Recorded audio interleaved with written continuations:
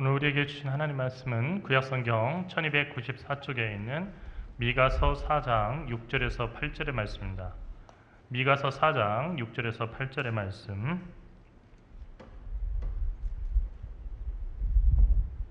미가서 4장 6절에서 8절의 말씀을 저와 여러분이 함께 봉독하겠습니다. 여호와께서 말씀하시되 그날에는 내가 저는 자를 모으며 쫓겨난 자와 내가 혼란받게 한 자를 모아 발을 저는 자는 남은 백성이 되게 하며 멀리 쫓겨났던 자들이 강한 나라가 되게 하고 나 여호와가 시온산에서 이제부터 영원까지 그들을 다스리리라 하셨나니 너 양떼의 망대요 딸 시온의 산이여 이전 권능 곧 딸 예루살렘의 나라가 내게로 돌아오리라. 아멘. 우리가 교회 다니면서 자주 사용하는 말 중에 하나가 믿습니다라고 하는 말입니다. 믿습니다. 믿어야 합니다. 그리고 우리가 믿음 속에 살아야 합니다 하는 이런 얘기들을 많이 듣습니다. 그래서 정말 그 교회를 다니다 보면 입버릇처럼 믿습니다라고 하는 말이 늘 우리들의 삶 가운데 어느 때고 나타나게 되는 거죠. 하지만 믿습니다라고 하는 그 말은 가장 깊은 믿음을 표현하는 말임과 동시에 가장 깊은 불신앙으로 우리를 인도할 수도 있는 위험이 있다는 것을 저는 여러분에게 말씀드리고자 합니다.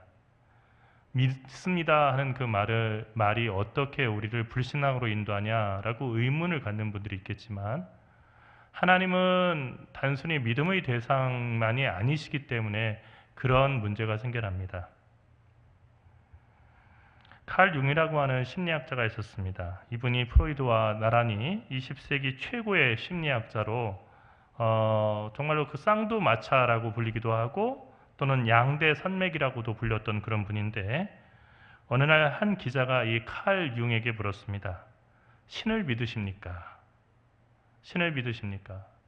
이 칼 구스타프 융은 목사의 아들로 이렇게 태어나서 그렇게 평생을 걷지만은 그가 심리학 분야에서 연구하는 것을 보게 되면 동양의 신비주의라든가 불교 그리고 만다라와 같은 티베트 종교의 그런 분야들까지도 심리학적으로 결합해서 연구를 하는 걸 보면서 이 사람이 과연 하나님을 믿을까 하는 생각을 가졌던 것 같습니다.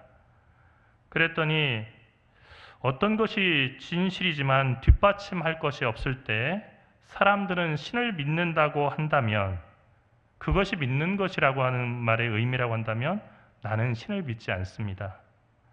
다만 나는 신을 압니다. 나는 하나님을 압니다. 이렇게 말했다고 합니다. 여러분 이 말이 얼마나 깊은 말인지 아십니까? 증거가 없기 때문에 하나님을 인정하고 그저 믿는다라고 말하는 경우라고 한다면 증거가 없기 때문에 하나님을 인정하지 못하고 그냥 증거는 없지만 그냥 내가 믿어라고 말하는 경우라고 한다면 이 칼 융이라고 하는 이 사람 자신은 하나님을 믿지 않는 거라는 겁니다. 다만 인간이 변덕스럽고 불완전한 믿음으로 인정하든 그렇지 않든 하나님이 계시다는 것을 자신은 안다는 것입니다. 사람들에게 몇 표를 받았기 때문에 하나님이 계시다고 내가 믿고 몇 표를 받지 못했기 때문에 하나님이 안 계시다라고 그렇게 부정하는 것이 아니라 하나님을 알고 있다. 하나님이 살아계시다는 것, 하나님이 존재하신다는 것을 안다는 것입니다. 여러분 이것이 어떤 뜻입니까? 우리 가운데는 이 지구상에서 가본 곳이 있고 안 가본 곳이 있을 겁니다. 해외여행을 많이 하시는 분 가운데서 우리 교회 한 권사님하고 이렇게 얘기하면서 몇 개 나라나 가보셨습니까? 했더니 100여 개 나라를 가셨다고 하더라고요. 정말 많은 나라를 간 거죠. 저는 동남아시아는 한 번도 가보질 않았습니다. 여러분 방콕이라고 하는 그런 그 태국의 수도가 있지만은 그것은 지리 시간에 배웠을 뿐이고 여러 화면을 통해서 그 방콕에 대해서 봤을 뿐입니다. 하지만 제가 방콕이 있다고 믿느냐 믿지 않느냐 그 질문은 던지지 않습니다. 그럼 믿음의 대상이 아니에요. 나는 방콕이 있음을 믿습니다. 내가 방콕이 있음을 믿고 나는 방콕을 위해서 목숨을 걸겠습니다. 이게 얘기하지 않습니다. 방콕이 있냐 없냐는 알매의 그 대상이지 믿음의 대상이 아니기 때문이에요. 그러니까 방콕이 있다라고 하는 거 제가 가보지 않았지만 저는 압니다. 방콕이란 나라가 있지 아는 겁니다. 우리가 천국 가보지 않았지만 천국이 있다는 거 어떻게 알 수 있습니까? 그것은 참되신 예수님께서 증거해 주셨고 말씀해 주셨기 때문에 안 가봤지만 천국이 있다는 것을 알고 있는 것입니다.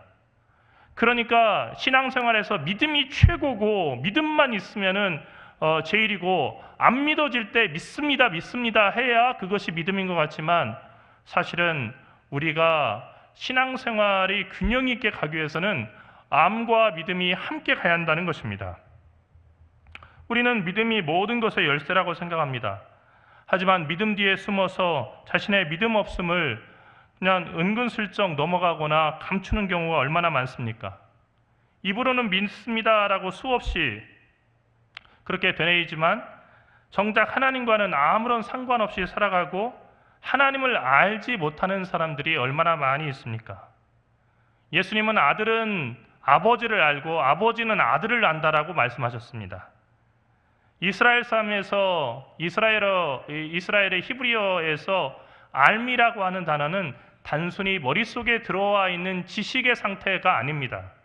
그것은 남녀가 서로를 알아갈 때 하나가 되듯이 정말로 하나가 되어서 어디부터 어디까지가 나이고 어디부터 어디까지가 하나님인지 알 수 없을 정도로 하나님과 하나 되어 있는 그 상태가 바로 안다고 하는 하나님을 안다고 하는 상태라는 것입니다.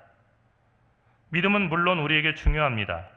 하지만 우리의 결단이나 각오로 이루어지는 사람의 일이 아니라는 것을 우리는 알아야 됩니다.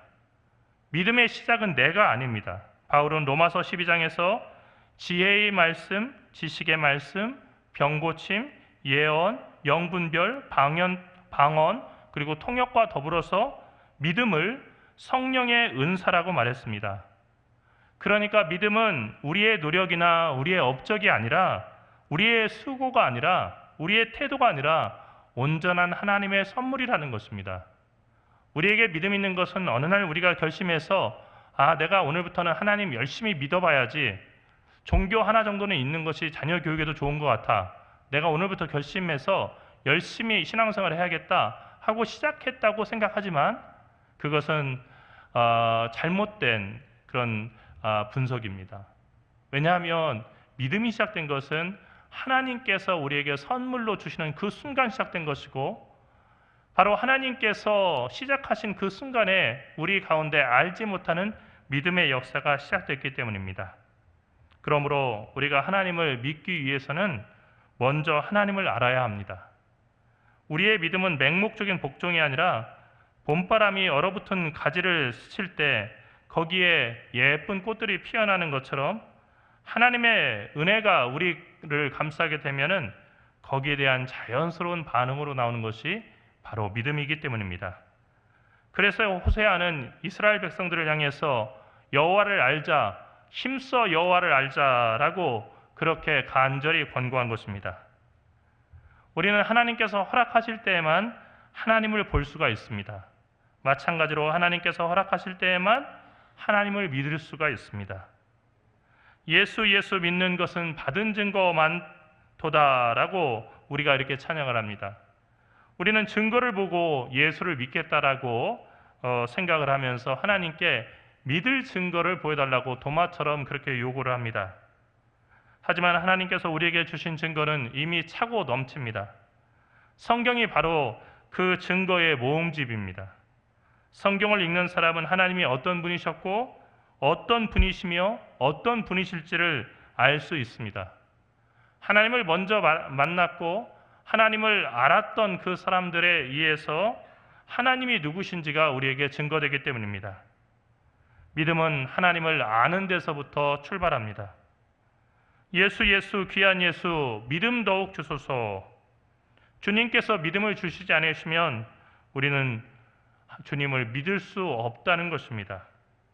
또한 증거를 보고도 그것이 증거인지를 알아보지도 못한다는 것이죠. 증거가 되는 것은 하나님께서 우리에게 믿음을 주셨기 때문에 가능한 일입니다. 예수께서 이 세상에 오셔서 말씀을 전하실 때 이미 하나님의 아들이라는 것을 제자들에게 전해주셨습니다. 십자가에 죽으실 것도 가르쳐 주셨습니다.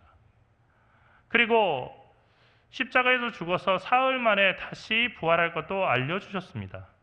그 일들이 그대로 일어났습니다. 그러나 부활 직후에 제자들은 예수님을 믿지 못했습니다. 예수님을 알지 못했기 때문입니다. 그들이 정말로 예수님에 대해서 제대로 알고 그리고 예수님을 진심으로 믿을 수 있게 된 그 사건은 어떤 것입니까? 마가의 다락방에 성령이 강림하면서 일어났던 그런 변화였습니다. 그때 그들은 방 안에 갇혀 있을 수 없었고 자기들을 위협하고 예수를 잡아 죽인 사람이 바로 창 밖에 그리고 문 밖에 있음에도 불구하고 거리로 나가서 담대하게 주님을 증거하고 예수님의 죽으심과 부활을 증거했던 것을 우리는 알 수 있습니다. 하나님이 누구신지를 알 때 우리는 어떤 상황에서도 하나님을 믿을 수 있는 사람이 됩니다. 하나님은 언제나 자비하시고 우리를 한없이 사랑하시는 아버지시다 하는 것은 우리가 익히 알고 있는 것이라고 생각하지만 많은 사람들이 지금도 의심하고 있고 모르고 있는 그런 사실입니다. 믿음은 우리의 노력이나 미덕이 아닌 하나님의 선물입니다. 그래서 예수님은 보지 않고 믿는 자가 복이 있다라고 도마에게도 말씀하신 것입니다. 흔히 우리는 빛과 그림자가 서로 반대가 된다고 생각합니다. 하지만 빛이 없는 흑암 속에는 그림자도 없습니다. 여러분, 이 예배당도 불을 끄게 되면은 캄캄합니다. 대낮에도 아주 캄캄한 흑암 속입니다. 그런데 이렇게 조명을 갖다 환하게 켜게 되면은 그 빛이 있음에 따라서 그림자라는 것이 나타나게 됩니다. 불을 다 꺼놨을 때는 그림자라는 그 자체가 여기에 전혀 없습니다. 우리 삶에 그림자가 있다는 말은 하나님의 빛이 우리를 지금 비추고 계시다고 하는 가장 분명한 증거입니다. 하나님은 미가 선지자를 통해서 이스라엘에게 비추고 있는 그림자에 관해서 지적하셨습니다. 이스라엘은 여러 가지 어려운 상황이었습니다. 나라를 빼앗기고 이제 정말로 포로된 상황이었었고 그리고 이스라엘의 명예는 다 땅바닥에 떨어졌습니다. 야곱의 허물과 이스라엘의 죄를 하나님께서는 먼저 지적하셨습니다. 또한 고칠 수 없는 상처가 이스라엘에 임할 것도 선포하셨고 그리고 멸망당할 자들에게 심판을 선언하고 또 불의한 통치자들과 그리고 그것을 바로잡지 않는 제사장들에게 임할 재앙에 대해서도 말하도록 미가 선지자에게 명령하셨습니다. 이스라엘을 완전히 찢으신 것입니다. 그런 다음 4장에서부터는 이스라엘에게 평화와 회복을 선언하셨습니다. 하나님이 이랬다 저랬다 하는 것 같고 어차피 약 줄 거면 왜 병을 주셨을까? 이렇게 쉽게 용서하실 거면 왜 심판하셨을까 하는 생각이 듭니다.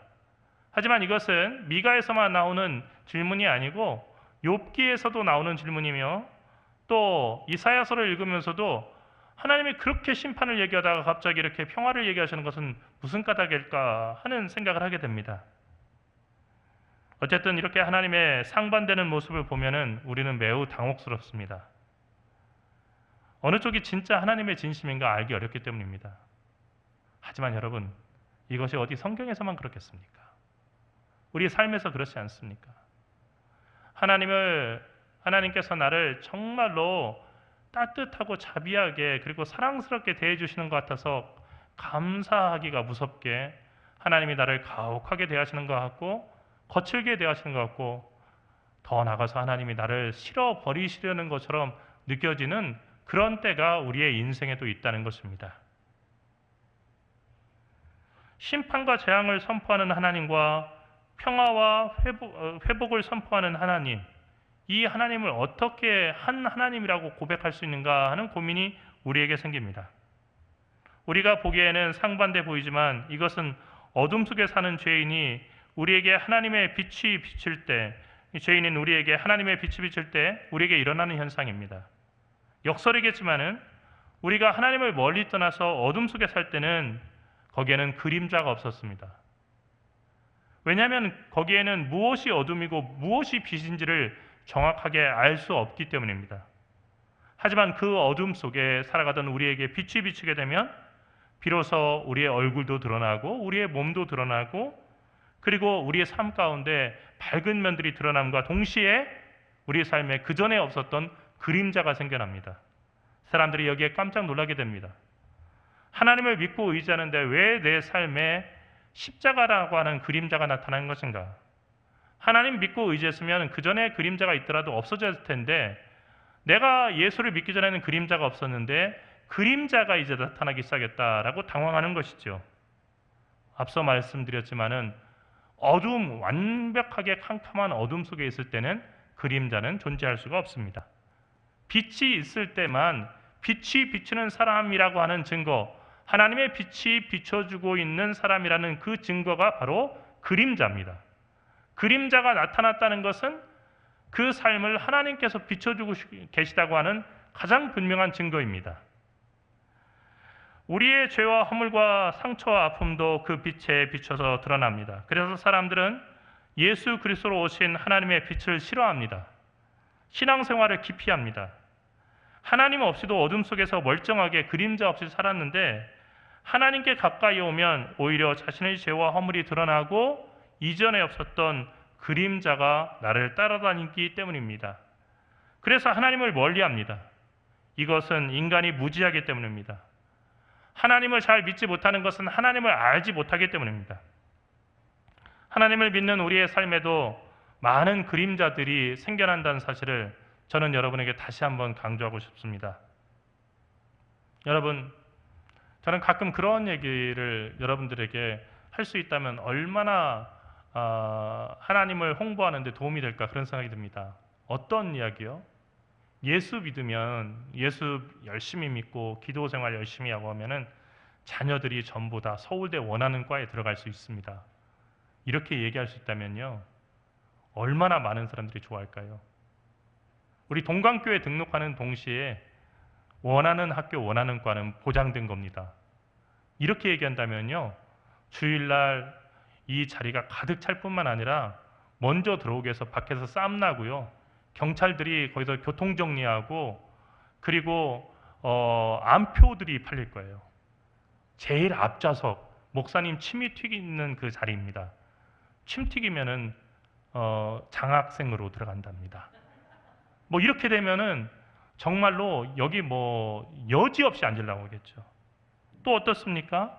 예수 믿으면은 어떤 사고도 없고 어떤 질병도 없고 늘 건강하고 그리고 늘 행복하기만 합니다. 우울할 일도 없고 그리고 부부간의 갈등을 겪을 일도 없고 항상 정말로 사랑하는 로미오와 줄리엣처럼 살아갈 수가 있고 그리고 어떤 갈등도 없어지게 됩니다. 한다면 얼마나 많은 사람들이 야 그래 교회 나가야겠다 하는 생각을 할까요? 하지만 우리가 살아가는 세상은 어떻습니까?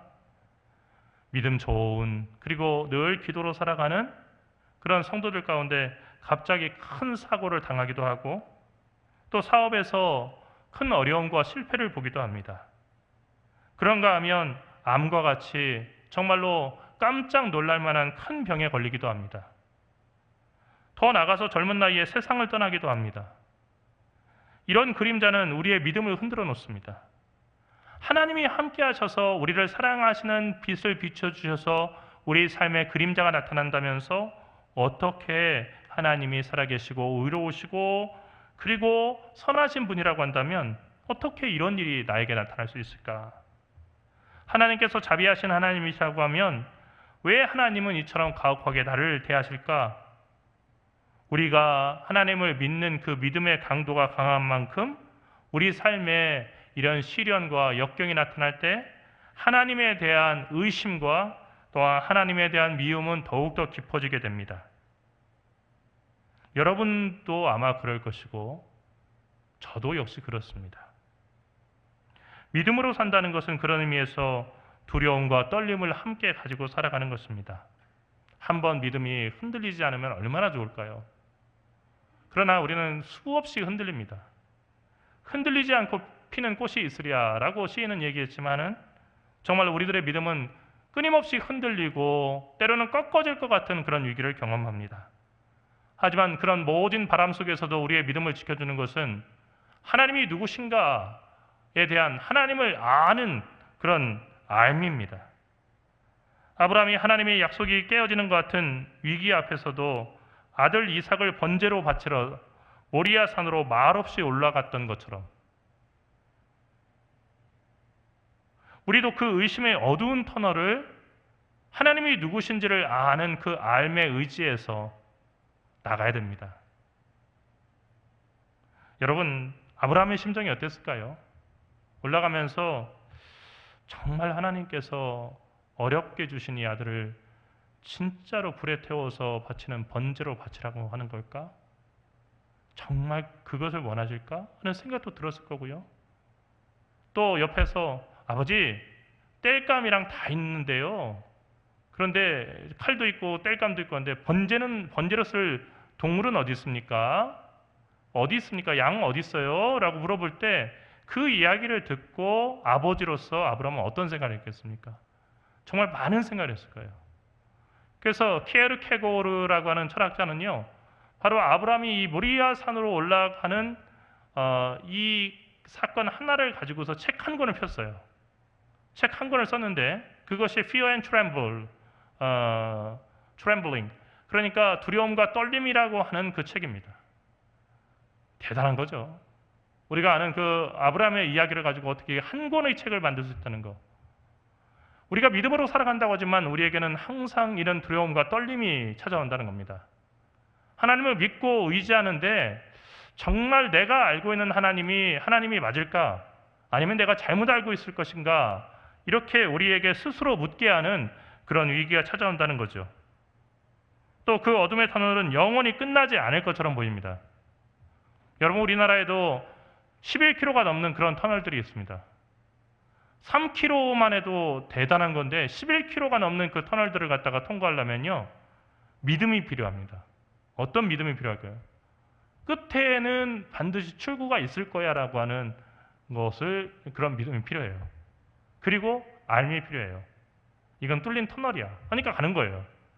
근데 구멍이 있어가지고 길이 있어서 가는데요, 이 터널이라는 이름도 없고요, 그리고 도로선도 그어져 있지 않아요. 구멍은 파 있어요.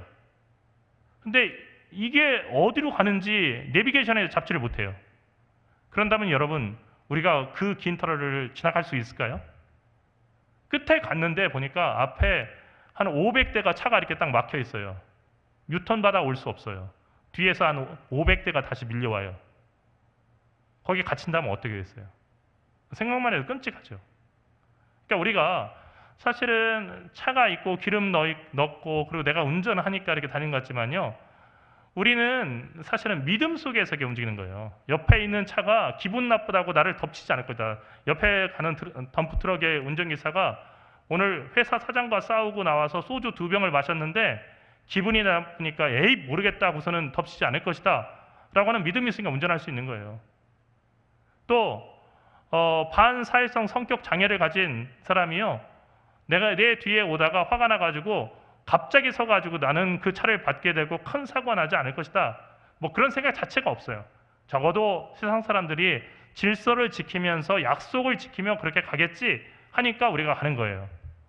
만약에 그 믿음이 없어지면 어떨까요? 또 그곳이 터널이라는 것을 알지 못한다고 한다면 우리가 어떨까요? 11km 우리가 견뎌낼 수 없을 거예요. 그래서 많은 사람들이 영적인 공황장애와 폐소공포증에 빠져 살아가는 거예요. 무슨 얘기예요? 터널에 들어오긴 들어왔는데요, 이게 끝날 것 같지 않거든요. 하나님, 항상 이렇게 어두워야 됩니까? 그리고 항상 이렇게 앞이 보이지 않아야 됩니까? 저는 여기에 갇혔군요. 전 여기서 그대로 죽는 것 같습니다. 이렇게 되니까 두려움이 우리를 사로잡고 하나님의 어떤 말씀도 들리지 않는 것입니다. 하나님의 약속은 어두운 터널을 지날 동안 우리와 늘 동행하신다고 하는 약속이고, 그 어둠의 끝에는 반드시 출구를 갖다가 마련해 주시겠다고 하는 신실하신 약속입니다. 오늘 우리가 읽은 미가서의 말씀을 통해서도 하나님은 이스라엘에게 같은 약속을 하셨습니다. 지금까지는 이스라엘 백성들이 어둠의 터널 속에서 언제 끝날지 모르는 그 고통 속에서 두려워 떨었지만, 그날에는 내가 저는 자를 모으며 쫓겨난 자와 내가 환난 받게 한 자를 모을 것이다. 발을 저는 자는 남은 백성이 되게 할 것이며 멀리 쫓겨났던 자들이 강한 나라가 되게 할 것이다. 나 여호와가 시온산에서 이제부터 영원까지 그들을 다스리라. 연약한 사람과 환난을 겪은 사람을 모아서 남은 백성, 구원받기로 예정된 약속의 백성이 되게 하겠다는 그런 말씀입니다. 여러분, 남은 백성이란 말은 이사야서뿐만이 아니라 구약의 중간중간에 나오는 그 표현인데, 하나님께 끝까지 그 하나님을 섬기는 믿음을 버리지 않고 바알에게 절하지 않고 남아있는 사람들을 의미함과 동시에 하나님께서 이스라엘의 구원의 역사를 새롭게 써가실 구원의 씨앗이 되는 사람들을 의미하는 것입니다. 그러니까 저는 자 그리고 환난당한 사람을 바로 이 남은 백성, 약속의 씨앗이 되게 만드시겠다는 것이죠. 무슨 뜻입니까? 다 끝났다라고 생각하는 낙심과 절망에 서 있는 우리를 다시 일으켜서 하나님의 영광스러운 백성이 되게 하시고, 그리고 우리로 하여금 하나님의 구원의 역사를 경험하게 하리라고 하는 신실하신 약속입니다. 수천 년이 지난 지금 우리가 미가서를 읽어야 된 이유는 무엇입니까? 그것은 미가서에 나와 있는 하나님께서 이스라엘에게 주신 그 약속은 우리가 예수 그리스도를 통해서 아브라함의 영적 자손이 됨으로 말미암아 우리에게도 그대로 임하는 하나님의 축복이기 때문입니다. 오늘도 여러분은 삶의 무거운 짐을 지고 험한 인생의 고개를 넘어가고 있는 분이 있을 것입니다. 하나님께서는 지금 여러분에게도 말씀하십니다. 내가 모으리라, 그러니 두려워 말라. 내가 강하게 하리라, 그러니 희망을 가져라. 내가 너와 함께 하리라, 그러니 용기를 가져라. 사도 바울은 고린도전서 15장에서 내가 나된 것은 하나님의 은혜로 된 것이니 나의 수고가 아닌 오직 나와 함께 하신 하나님의 은혜였다라고 말씀했습니다. 오늘 읽은 말씀과 이 말씀을 연결해 보면 두 가지 사실이 분명해집니다. 첫째, 오늘 여러분의 삶이 아무리 힘겹고 어두울지라도 주님 안에 있는 여러분의 인생의 끝은 은혜가 될 것이라고 하는, 그러니까 그 인생의 결론은 은혜가 될 것이라고 하는 것입니다. 둘째, 여러분의 삶 속에서 일어나는 슬픔과 고난을 축복으로 바꾸는 것은 여러분의 수고와 노력이 아니라 하나님이시라는 것입니다. 그리고 하나님은 이미 그 일을 시작하셨다는 것입니다. 이러한 깨달음을 한 문장으로 바꾼다면, 영어의 한 문장으로 바꾼다고 한다면 I can't, but he can. 나는 할 수 없지만 하나님은 하실 수 있습니다. 회심이라고 하는 이 사건은 인생에 있어서 인생을 하나의 문장으로 본다면 주어가 뒤바뀌는 사건입니다. 또 삶의 놀라운 변화가 시작되는 출발점입니다. 여러분, 해군에는 어느 나라를 막론하고 지켜지는 한 가지 전통이 있습니다. 그것은 함장이 앉는 자리인 함장석에는 함장 외에 그 누구도 앉지 못한다고 하는 전통입니다. 그 자리에는 영국의 황제도 앉을 수 없고요. 그리고 미국의 대통령도 미국의 배를 타고 갈 때는요, 미국의 구축함이라든지 항공모함에 탔을 때는 함장석에서 이렇게 함교를 내다볼 때 항상 낮은 자리, 함장석 옆에 자리를 앉지 함장석에 대통령이 앉아서 이렇게 둘러볼 수 없습니다. 그것을 유일하게 깬 나라가 우리나라인데, 전두환 대통령 때 대통령인데 못할 게 어딨어 해가지고 함장석에 앉아서 그 함장석에 앉은 사진이 사진에 찍혀가지고 로이터 연합통신을 통해 가지고 전 세계에 알려지면서 세계 해군들을 뜨아하게 만들었던 그런 일도 있었습니다. 어쨌든 함장석에는 누구도 앉을 수 없습니다. 그런데 우리 마음속에도 함장석이 있습니다. 그 함장석의 주인은 우리 각자가 아닙니다. 세상은 내 인생은 나의 것이고 내 인생의 주인은 나이다, 이렇게 얘기합니다. 꽤 멋있어 보입니다. 하지만 아무리 멋있어 보여도 그 얘기가 진실이냐 그렇지 않느냐라고 이렇게 볼 때 그것은 진실이 아닙니다. 그동안 삶이 고단하고 우리가 자주 넘어진 것은 우리의 마음의 함장석에 하나님 대신 우리가 앉아서 우리의 인생을 좌지우지하려고 했기 때문입니다. 회심이라고 하는 것은 인생의 함장석을 본래 주인에게 돌려드리는 일입니다. 하나님께서 여러분의 인생의 배를 이끌어 가시도록 하나님께 함장석을 내어드리는 일입니다. 여러분, 이 시간 여러분이 앉아있는 그 함장석을 비우고 그 자리에 하나님을 모시기 바랍니다. 하나님께서 여러분의 함장석에 앉으셔서 여러분의 인생을 이끌어 가시는 함장으로서 그 역할을 감당하실 것을 믿고 또 그분이 유능하시고 선하시며 반드시 이기게 하실 그런 함장이라는 것을 믿고 여러분의 자리를 내어주시기 바랍니다. 그 순간 여러분이 할 수 없던 모든 일들이 그분을 통해서 이루어지게 될 것입니다. 하나님은 여러분을 사랑하시고 여러분의 삶을 이끌어 가시며 회복해 주시기를 원하십니다. 기도합시다. 살아계신 하나님, 은혜와 사랑을 감사합니다. 오늘 이 시간 미가서의 말씀을 통해서 우리를 외면하지 아니하시고 우리의 삶의 어려운 형편을 다 아시며 우리가 간구하지 못한 우리들의 부끄러운 삶의 그런 아픔까지도 다 치유하시고 회복시키시며 우리를 영광스럽게 변화시키기 원하시는 하나님의 뜻을 깨달았습니다. 주님, 호세아가 말했듯이 애써서 하나님을 알게 하시고 힘써서 우리 주님을 알아갈 수 있는 저희 모두가 되게 인도하여 주시옵소서.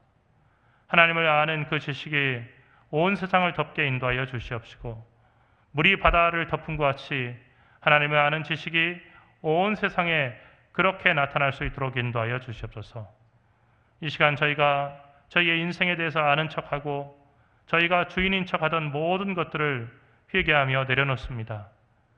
이 순간 주님께 주인의 자리를 물려드리고 함장석을 내어드리오니 주여 이 시간 우리 마음 가운데 들어오시고 우리의 주인이 되어주셔서 우리의 아버지로서 주인으로서 우리의 삶을 이끌어 주시옵소서. 우리는 어찌할 수 없는 부분이지만 주님은 하실 수 있는 줄 믿사오니 이 시간 주님께 우리의 모든 문제를 맡겨드립니다. 그리고 이후로 우리의 삶을 걱정과 염려 속에서 보내지 않겠습니다. 오직 주님 찬양하고 주님께 대한 소망과 기대 속에서 주님을 높여드리며 기뻐하며 살아가겠습니다. 주여 늘 함께 하셔서 우리의 삶 가운데 주님의 은혜로 우리의 잔이 가득 차게 인도하여 주시옵소서. 사랑하시는 우리 주 예수 그리스도의 이름으로 간절히 기도리옵나이다.